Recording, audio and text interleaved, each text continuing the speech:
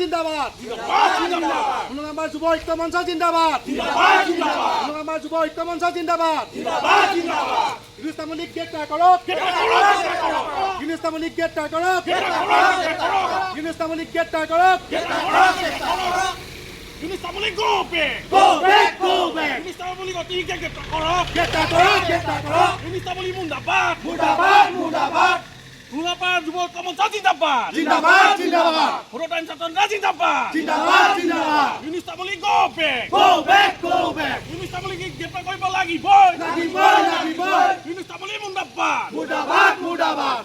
Bangladeshi Yunus Tamuli go back! যি ঐতিহাসিক জাতীয় বীৰ লাচিত বৰফুকনৰ মৈদামৰ প্ৰাংগণত আমি প্ৰতিবাদ কৰিবলগীয়া হৈছে এই যে এজন বাংলাদেশী ৰক্ষক যাৰ কাটাটাও চিনেই যোৱা নাই তেওঁ পূৰ্বপুৰুষ বাংলাদেশৰ পৰা অহা ইউনুস তামুলী নামৰ এজন বাংলাদেশী ৰক্ষকে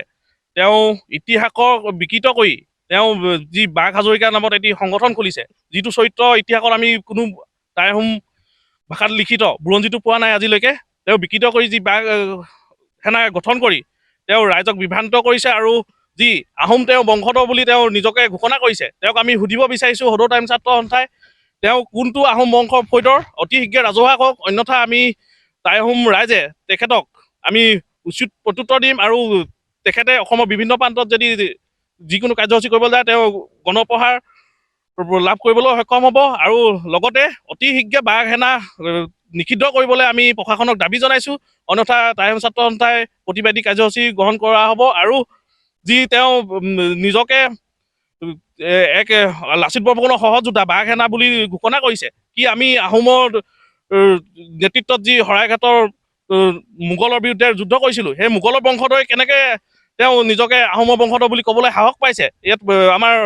প্ৰশাসনে কি কৰি আছে এইটো এটা ডাঙৰ প্ৰশ্ন হৈছে আৰু আমি যি লাচিত বৰফুকনৰ সহযোদ্ধা আতন বুঢ়াগোহাঁই বংশধৰ আমি লুথুৰি চেতিয়া ফুকনৰ বংশধৰ আমি যি ৰাজখোৱা বংশধৰ আমি কি এনেই আছোঁ নেকি আৰু স্বৰ্গদেউ চক্ৰধৰ সিংহই কি এনেই আছিলে নেকি তেওঁ যে এনেকুৱা বুজাব বিচাৰিছে যে ইতিহাস বিকৃত কৰি বাঘ হাজৰিকাহে শৰাইঘাটৰ যুদ্ধ জয়ী কৰাইছিলে কি লাচিত বৰফুকনে কি শৰাইঘাটৰ যুদ্ধ নৰিয়াগাহে কি এনেই 17 বাৰ মোগলক পৰাস্ত কৰাইছিলে নেকি কি আহোম মহাবীৰ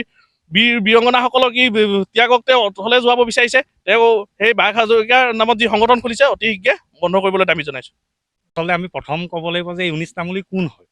তেওঁ হৈছে যে কেইটামান অবৈধ বাংলাদেশীৰ সংমিশ্ৰণত সৃষ্টি হোৱা দালাল আমি সেই বুলিয়ে জানি আছোঁ বহুদিন আগলৈকে দেখি আছোঁ তাৰ কিছুমান ভিডিঅ' প্ৰচাৰিত হৈ আছে এইবিলাক আমি হেৰি নকৰোঁ কিন্তু কালি যিটো ভিডিঅ' আমি পালোঁ সেই ভিডিঅ'টোত কৈছে তেওঁ আহোম বংশধৰ বুলি যদি তেওঁ প্ৰকৃততে আহোম বংশধৰ হয় তেতিয়াহ'লে অবৈধ বাংলাদেশীখিনিক অসমলৈ আনিবলৈ বৰপীয়াখন কিয় পাৰি দিছে আমাৰ প্ৰশ্ন সেইটো আৰু তেওঁৰ যদি যিকোনো ক্ষেত্ৰতে অকল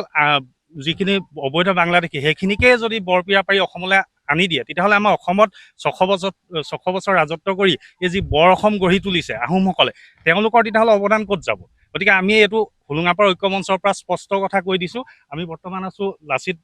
মৈদামত আমাৰ বীৰ শ্বহীদ তেওঁ গতিকে তেওঁ ইয়াৰ পৰা আমি স্পষ্ট কথা কৈ দিছোঁ যে তেওঁ যদি কেনেবাকৈ আমাৰ যোৰহাটলৈ আহে তেতিয়াহ'লে কিন্তু তেওঁক কোনো পধ্যেও শুদাই এৰা নহ'ব কাৰণ যেতিয়া দেখা হয় তেওঁক পুৰা পিটন দিয়া হ'ব একদম স্পষ্ট কথা আৰু ইউনুস তামুলী আমাৰ বৰ অসম গঢ়িব নালাগে বৰ অসম আমাৰ স্বৰ্গদেউ চাউলুং চুকাফাই গঢ়ি থৈছিলে আৰু গতিকে তেওঁ যাতে এই মাজত কিবা নোসোমায় আহোমৰ লগত তেওঁৰ কোনো সম্পৰ্কৰো নাই আৰু আমি সম্পূৰ্ণভাৱে তেওঁক নিষিদ্ধ কৰিছোঁ যদি যেতিয়া দেখা হ'ব একদম স্পষ্ট কথা তেওঁক পুৰা পিটন দিয়া হ'ব